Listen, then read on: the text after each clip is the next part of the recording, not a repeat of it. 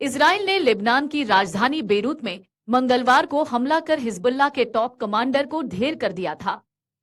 Commander फौज शुक्र का खात्मा कर इजराइल ने गोलान हाइट्स में 12 बच्चों की मौत का बदला लिया था। शुक्र आतंकी संगठन का टॉप कमांडर था।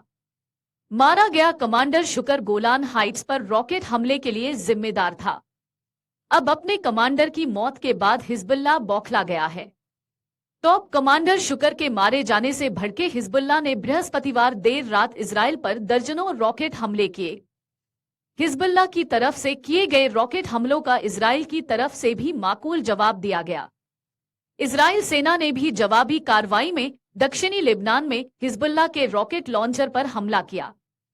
इजरायली सेना के अनुसार जवाब में लेबनान के येटर में हिजबुल्लाह के रॉकेट लॉन्चर पर हमला किया, जिसका इस्तेमाल पश्चिमी गैलिली पर बमबारी के लिए किया जा रहा था।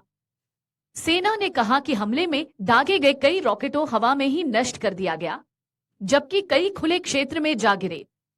इजराइल अब तक सिर्फ शुक्र ही नहीं बल्कि हिजबुल्लाह के कई टॉप कमांडरों का खात्मा कर चुका है।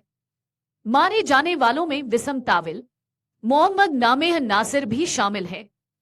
इजराइल की सेना ने सोशल मीडिया एक्स पर पोस्ट कर कहा, पश्चिमी गैलिली क्षेत्र में सक्रिय किए गए अलर्ट के बाद लेबनान से आए कई रॉकेटों का पता चलने के बाद कुछ को हवा में ही नेस्तनाबूद कर दिया। वहीं कुछ खुले क्षेत्रों में गिरे। हालांकि इनसे कोई हताहत नहीं हुआ।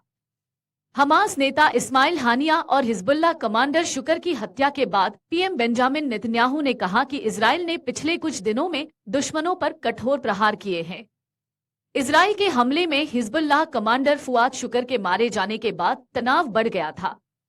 उसके अगले दिन ही इजराइल ने तेहरान में हमला कर हमास चीफ इस्माइल हानिया को मार गिराया।